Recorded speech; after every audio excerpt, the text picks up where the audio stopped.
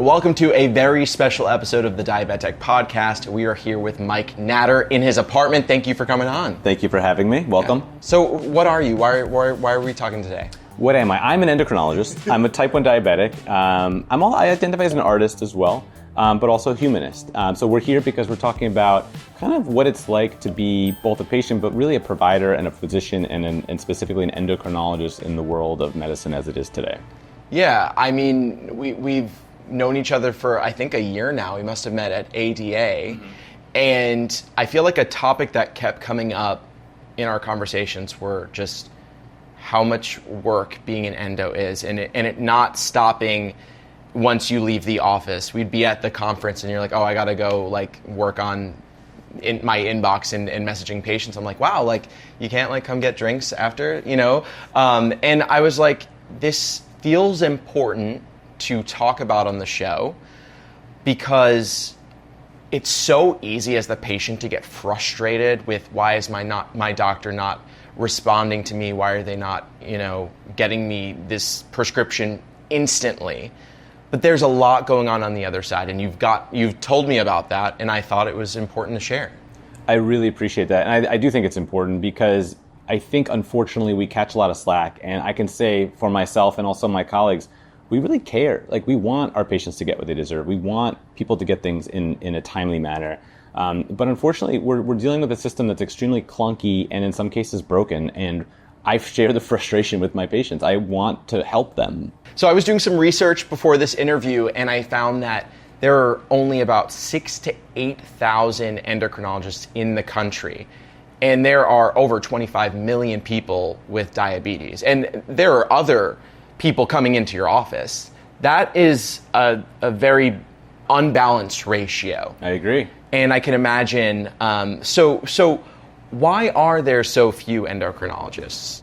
It's a great question. I can only speak to my own experiences, and so obviously I wouldn't want to paint with too broad of a brush. But what I see and what my takeaways are is that to get into medicine, you have to do a lot of schooling, a lot of training.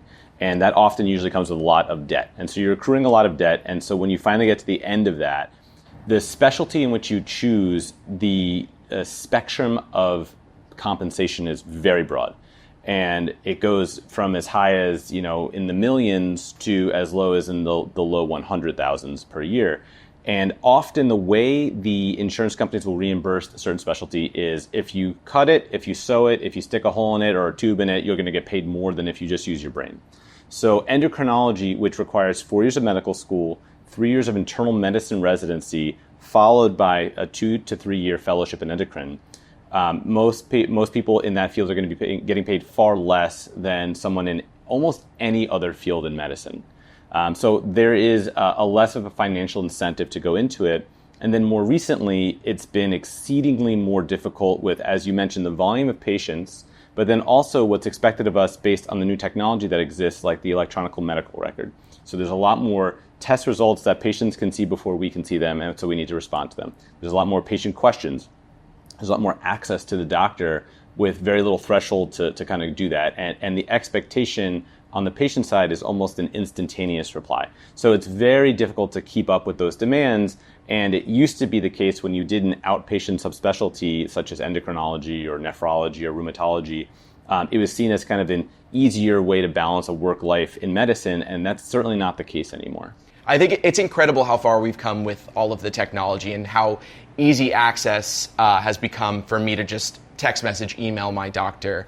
I can imagine it's made your job a little more stressful. But before we get to that point, I hear that patients are driving hours to see their endocrinologist. What are you seeing from the patient side and access to an endo? The wait times are astronomical. I think right now to see me as a new patient, it's upwards of 4 to 6 months of a wait, which is insane. Depending on where you live in the country, I've heard it's up to a year wait. There is a oversaturation of subspecialists like endocrinologists in the major cities. But then if you look at places like in the Midwest and other places in America, there's basically no endocrinologists at all. And, I get emails pretty much daily from hospitals and clinics in, Nebraska, in Alaska, in, anywhere you can imagine outside of the major cities, asking, poaching me to come for, double my salary for a fraction of the cost of living. And it's really crazy to me how it's so backwards in places like New York, where the cost of living is so high, and yet that's not kind of taken into account into the salary of an endocrinologist, because there's so many patients, or people rather, that want to be endocrinologists in New York as opposed to other places in the country. Wow, that's so interesting. I read online that endocrinologists receive the lowest compensation of all internal medicine, lower possibly even than practicing general internists. Why would someone want to be an endo? all that school, I mean, you're living proof, and thank you for being endos, everyone, but all that school and not as much in return.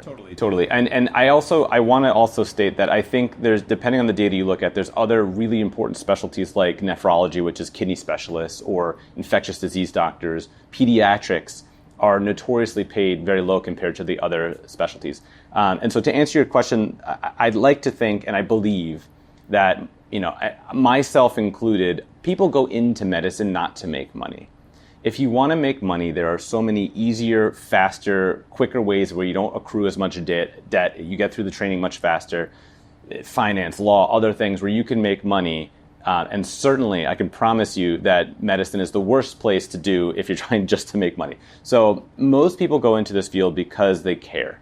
I know that I can say that about myself, and I can say that about my colleagues. My colleagues are the most caring people you can imagine. But as I suspect you're going to get into, when you care in medicine, I find that can also be a double-edged sword, and that can lead to burnout, and that can lead to a lot of uncompensated time that you're working that is not a sustainable longitudinal option for a lot of people.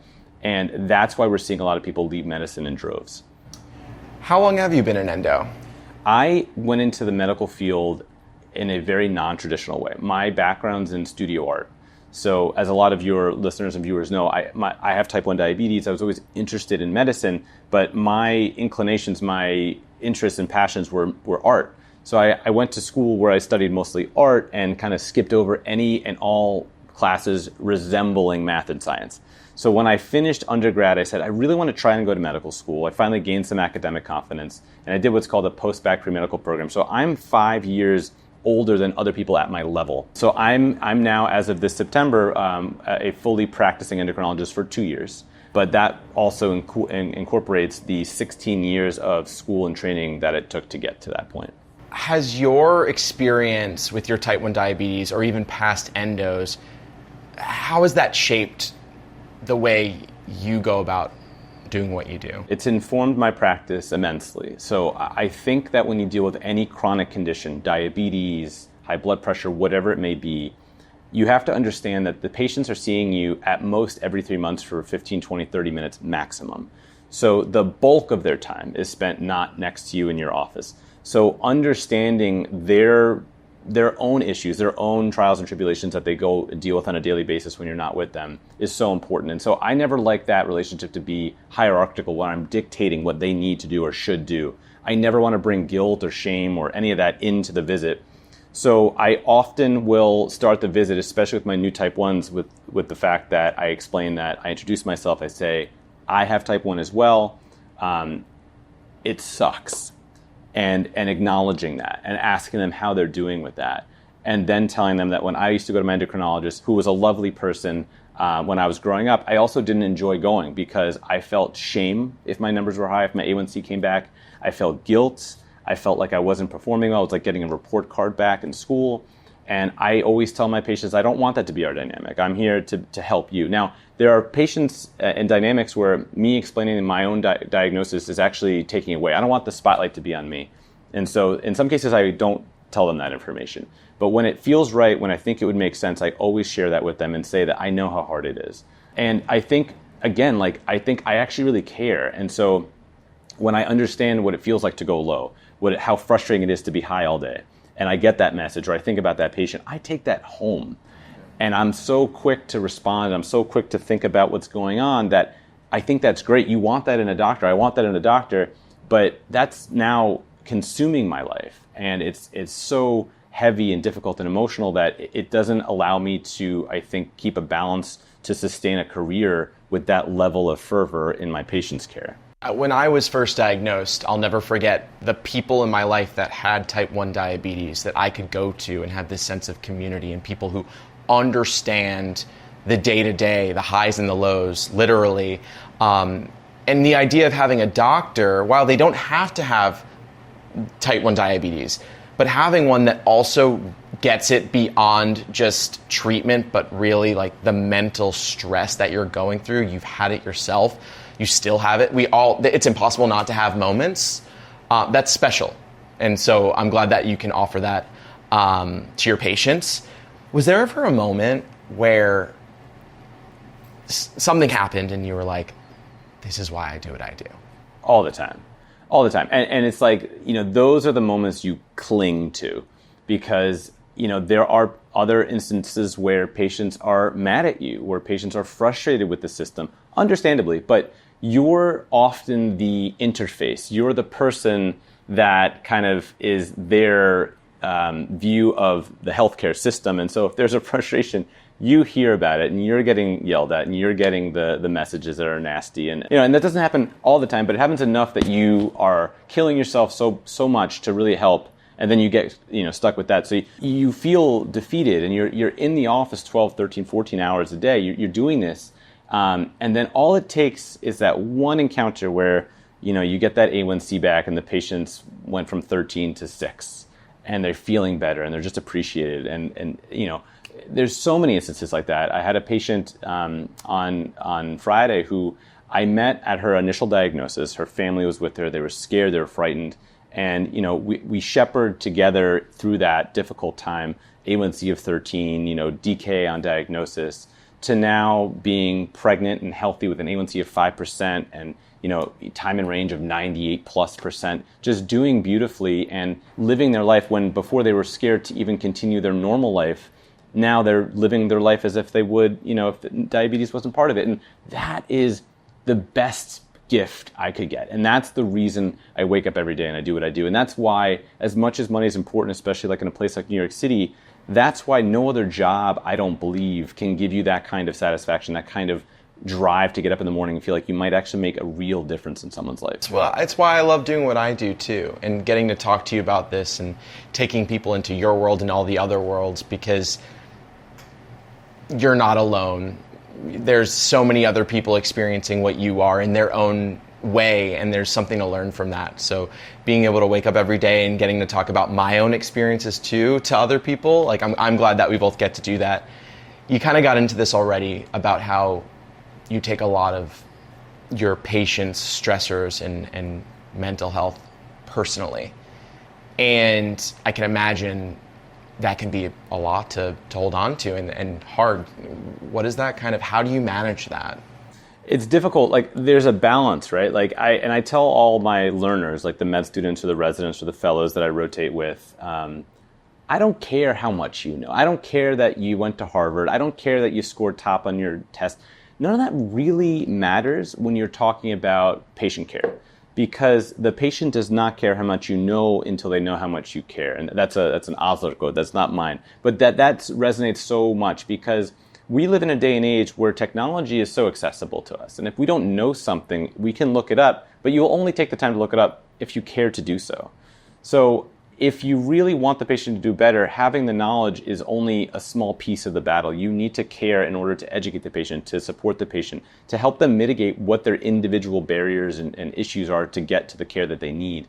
And so I have to find that balance, and I'm still trying to find it, where I care and continue to care and feel that without myself burning out. And I think that's a journey. Yeah, and I think there is a bit of an obligation on the patient to take some things on for themselves and advocate for themselves. Everyone should be doing that and not solely relying on their doctor, who may be overworked and have a lot of patients. It's a tango, right? It takes two, right? You both need to be in it.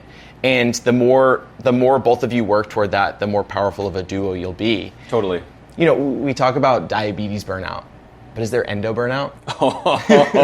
There is. I mean, burnout in the medical world, since COVID, there has been a massive, massive issue of burnout in healthcare. There's been people leaving in droves. The nursing staff, the medical staff, people trying to work in industry and going remote and these types of things, because when you care and you do everything you can to help someone, especially when you're talking about, this is not like you're dealing with someone's finances. This is not like you're dealing with someone's decor at home. Like your work is that person's health, and that person's health is their whole world and their loved one's whole world. So you can imagine when you're not being supported in the ways that you need to as an employee or as a physician or as a nurse, it's very difficult. And when you're overworked and you're taking all that home with you, you can't sustain. So burnout is massive. In the endocrine world, I would say, I would go as far as saying most of the subspecialty, worlds where there's a lot of labs to report on, messages to do, prior authorizations to do, medications like, the GLP-1s that need to be, 18 times a day I'm getting messages to call this pharmacy and then call this insurance and get on a peer-to-peer and get a prior auth because, this pharmacy didn't have the right dose available, or this pharmacy had it, but the insurance didn't approve it.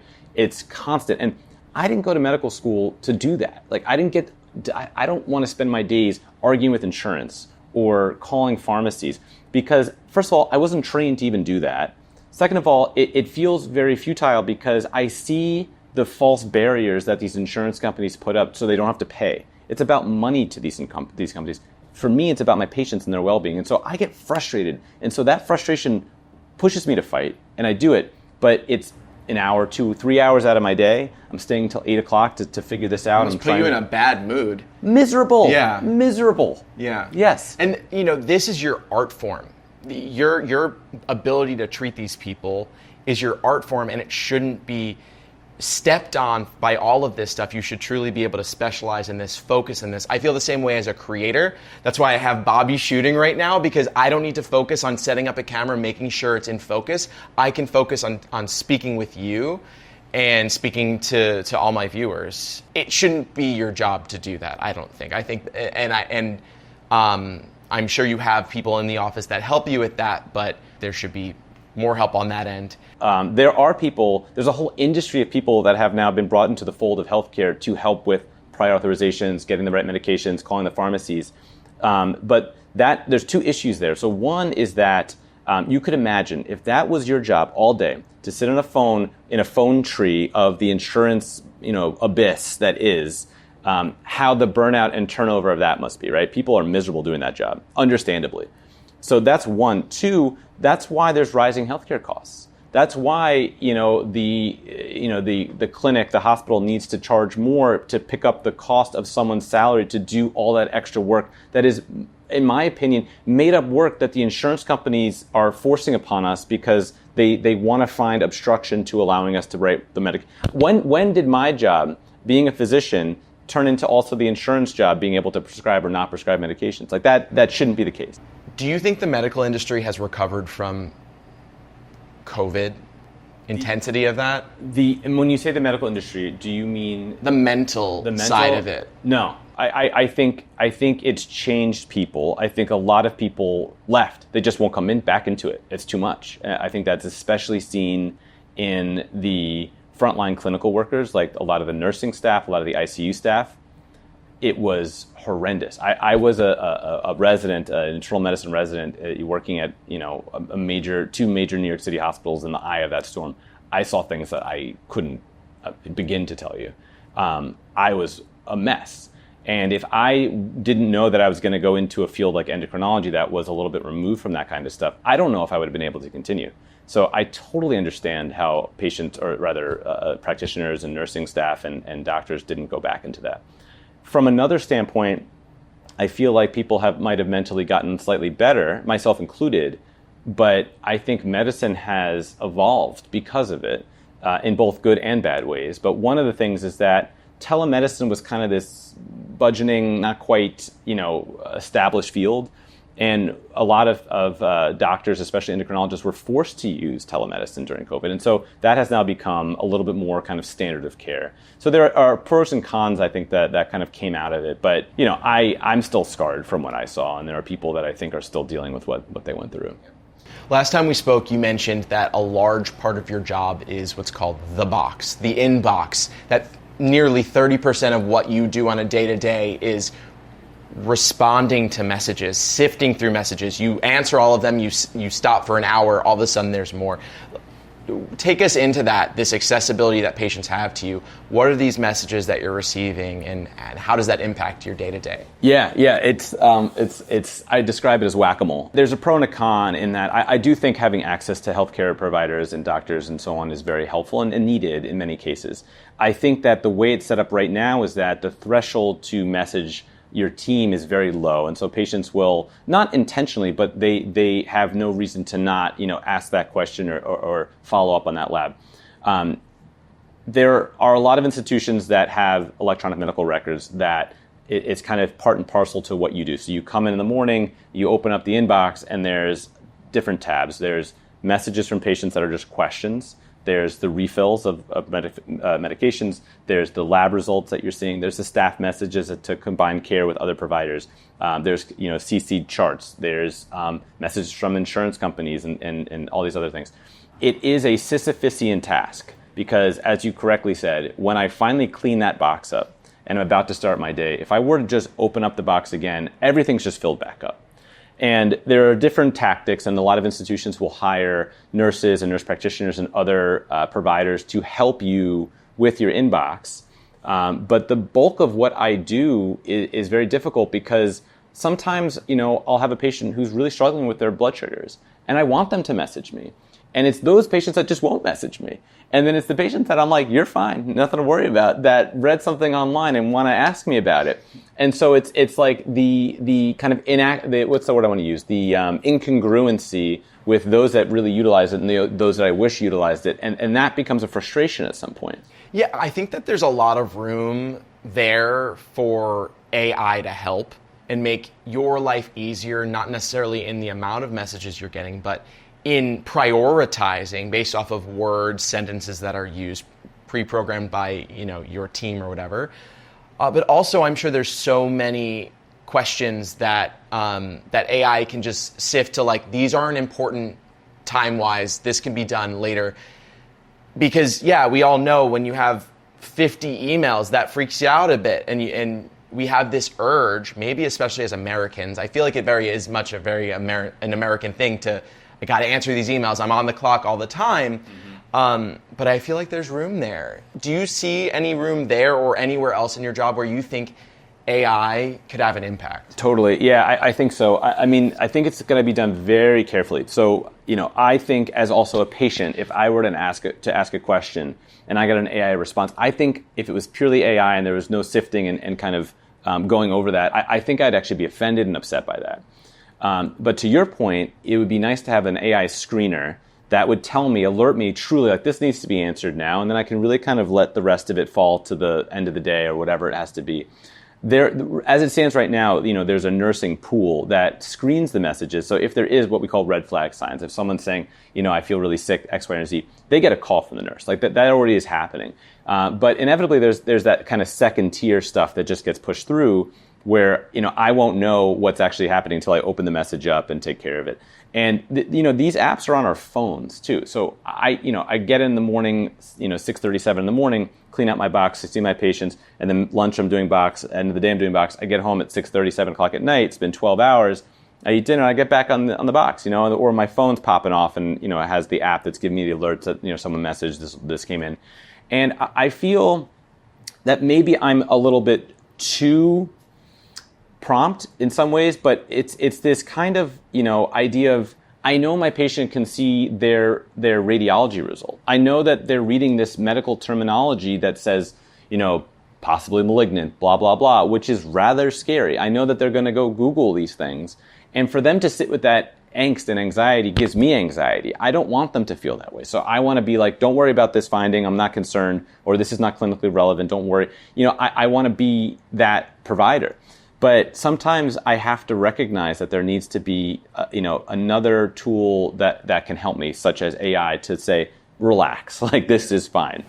Today's episode is sponsored by T1D Exchange. You can directly make an impact on diabetes healthcare, treatments, and technology by participating in the T1D Exchange registry. It starts with a simple survey about your life with T1D, and it only takes about 15 minutes. After that, you'll have a personal portal with ongoing T1D study and survey opportunities. Plus, some of these studies even offer compensation. Signing up with the link in the show notes helps support my channel, and it allows me to continue putting out free content. You can sign up at t1dexchange.org/diabetic or click that link in today's show notes. Besides AI, are there any other areas where you think that there could be an improvement?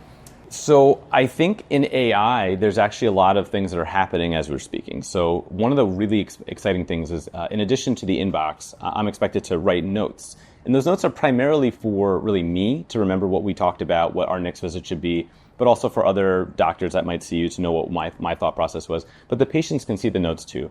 And the notes can take a long time, especially if they're done well. AI now, or there's a lot of AI apps now that you tell your patient, are you okay with us being recorded? You take your phone out, you put it down, and it kind of generates the note for you. Obviously, I still would need to go through it and make sure that it makes sense, but that is fantastic, and that would also cut down a lot of the excess documentation and work that's not really medically decision making, which is nice. But from that aspect, I think that there's also something to be said about how we set expectations and how, and I think this is where I need to improve.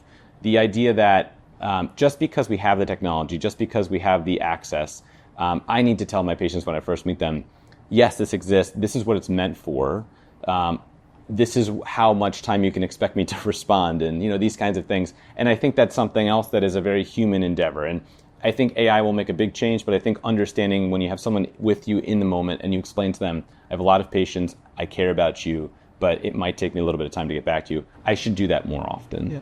Yeah. You told me you work anywhere from 60 to 70 hours a week. You love what you do, so I'm sure a lot of it doesn't always feel like work, it feels like passion. I work a lot too, but that's a lot. It's a lot. And it sounds like, from what I hear, that it sometimes does get in the way of you just enjoying other things in life, which are so important, because when you're on your deathbed, are you going to wish that one patient's A1C was under 6, or are you going to wish that you spent more time with your family? These are priorities. So can that change? Will that change? Do you want that to change? And how do you make it change? Yeah. No, these are great. It's like you're in my head every night. Yeah. It's like you're hearing my conversations with myself. It's not that I want it to change. I need it to change. If it doesn't change, I can't sustain a long career doing this, because I feel myself breaking. It's really difficult work. And I think a lot of it has to do with finding the right balance of clinical work. So for every hour I see a patient, it's like 2 hours of work in the back end. So I actually think I need to cut down my clinical time. And I know that's tough because there's so few endocrinologists and there's such long wait times. But in order for me to continue to do a good job for each of my patients, I need to find that balance. So if I could see patients maybe 3 times a week, that would A, help me on the back end. But B, it would allow me to also pursue the other endeavors that fill my cup, that help me kind of unwind and unstring that bow to keep me taut at the end of the day. And that's the one nice thing about things in academic medicine, because there are ways to get what's called time bought out. In academic medicine, you generate money for the hospital by seeing patients. But if you're teaching, if you're doing research, if you're doing other roles that are advancing the curriculum or the academia of the institution, they will basically keep your salary the same, but cut down the amount of time, the hours per that you see patients, to allow you to do that other extra work. So that's a nice kind of pressure valve. And my background in art, I'm looking to get more into the medical humanities, to teach the medical students, to show them empathy, to explain to them how thinking and addressing medicine like an artist is actually really beneficial to being a doctor. So that's what I hope to do. Why did you feel like it was important for us to speak about this, more so for for patients out there? Why is it important for them to hear about kind of what you're going through? I think it's very easy to see a professional like a doctor and assume that they have it easy, or assume that they don't care, or assume that they're lazy or that they're just trying to make money. And I can speak about myself, and I can speak about my friends and colleagues who work in my area. It's not that at all. We're just as frustrated as the patients are, and a lot of times. The access is immediate. I don't care how good the care is, how wonderful the medication is. If the patient can't access that in a timely manner, what good is it? And to not have the ability to see an endocrinologist after diagnosis within a week, to not be able to pop into the endocrinologist's office if you're having a rough go with your blood sugars, it's kind of like a moot point. So I shared the frustration. I was running late. I had a really packed schedule. I don't get to decide how long I get to spend with my patients. I don't get to say, I want an hour for this or 30 minutes for this. It's dictated to me. And a lot of this time is dictated by the powers that be, which are not clinical people. And it's run like a business. And, unfortunately, physicians have given up a lot of that power and autonomy. Unless they're working in a private practice, they can't really say how long the visits could go for. But every doctor I know, if the patient is running late, if they don't speak the language, if they have more questions, if they're crying, if they're emotional, we stay and we comfort them and we explain it again and we try to make sure they understand. And that means you run late. Or in the case that happened to me not too long ago, a patient, when I was examining them, was tacking away. Their heart rate was very high. And I said, this isn't right. Is it endocrine related? Probably not. But your heart rate's really high. We need to investigate this. So let's get an EKG. Oh, this doesn't look right. Like, we need to maybe get you to the emergency room. Like, that takes time. And it's kind of an emergency, but then the rest of my day is backed up. Or if the patient shows up late, if it's my first patient of the day, my whole day is ruined, right? Like, I'm going to be running behind unless I could really make that time up. I sometimes don't go to the bathroom. I sometimes don't eat lunch. Like, these are things that, anyone in any other industry would be like, no, this is like a violation of my human rights. But we as doctors care, so we sacrifice our own to do better. And so when the patient had that emergency, a cardiac emergency, and I showed up late to my follow-up appointment, and the patient was so angry with me, partially because I was late to the appointment, but more because it took him so long to get a follow-up appointment. It took him 6 months to get a follow-up appointment. And I felt terrible, and I explained to him, I'm really sorry, but I also felt like I'm very late now. I need to kind of help you now that you're here. And the patient didn't want to take the last few minutes of the appointment to actually address the medical issue. They wanted to yell at me for not having the access. And, that I'm frustrated with him. Like, I get that. I'm frustrated when my patients get denied the medications that they need. But I feel as though a lot of the times, or a good amount of the times, the patients unintentionally take that frustration out as if it's something that we did or didn't do. And I can say for me and my colleagues, it's not the case. We want them to get the care that they deserve. Well, all of what you're describing, I wonder if it has any impact on this potential movement that we're seeing of offices moving to concierge.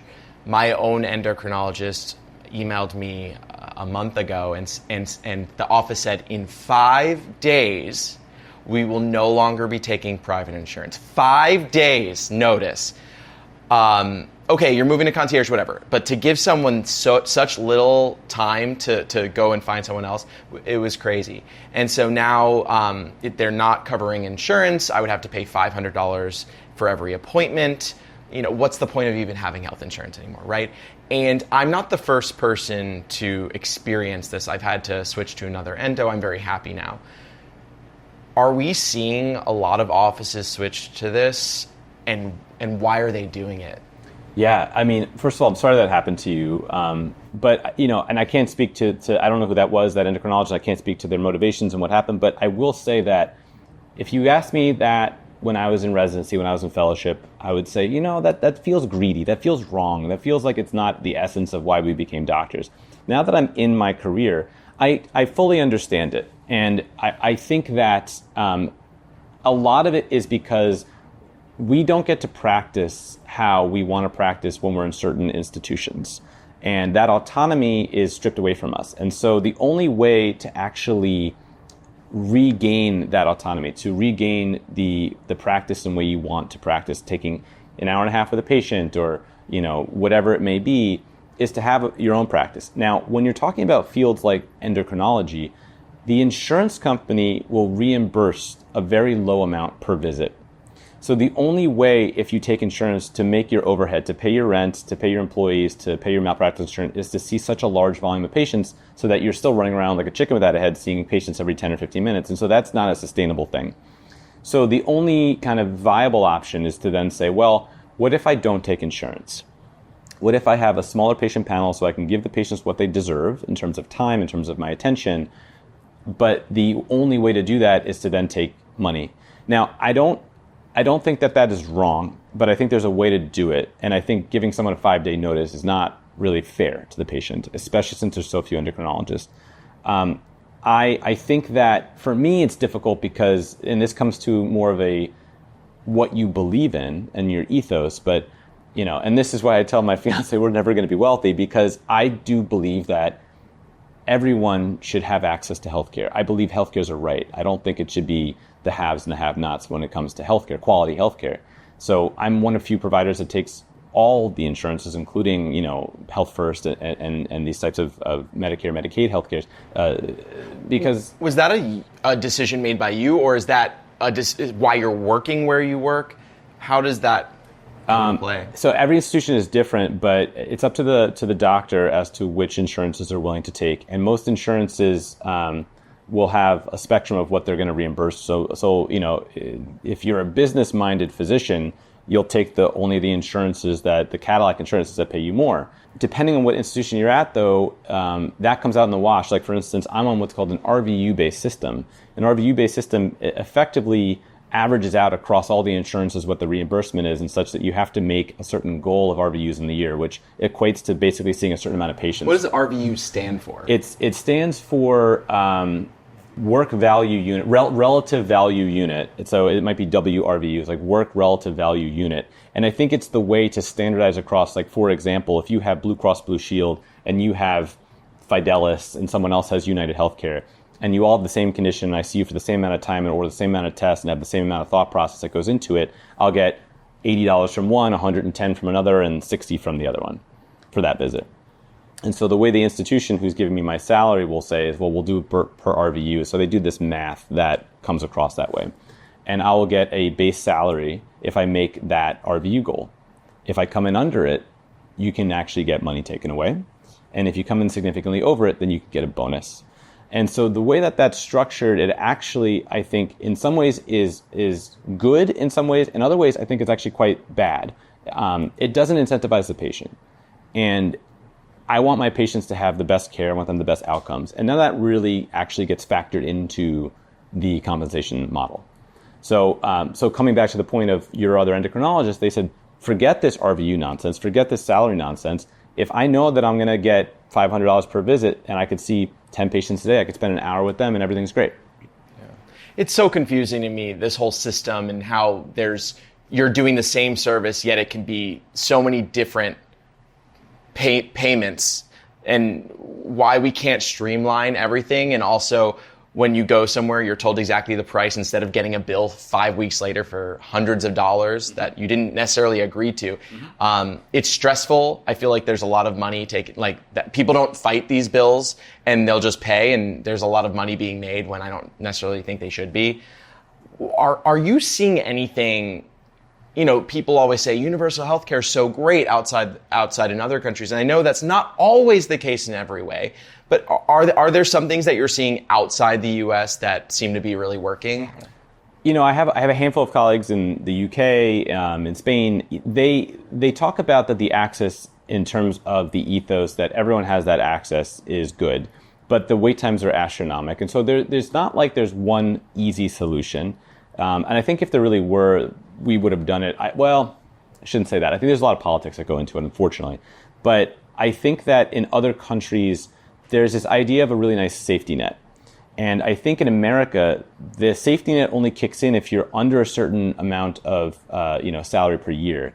If your finances are such that you're in the middle class and you're kind of struggling to make ends meet, but you're making enough, you're really, I think, getting the worst deal here. Because if you don't have a job that's providing you health insurance, but you make enough that you don't qualify for the Medicaid, let's say, and you're too young to be in Medicare, your healthcare costs can be really astronomical. And to your point, it's not transparent as to like what's being paid.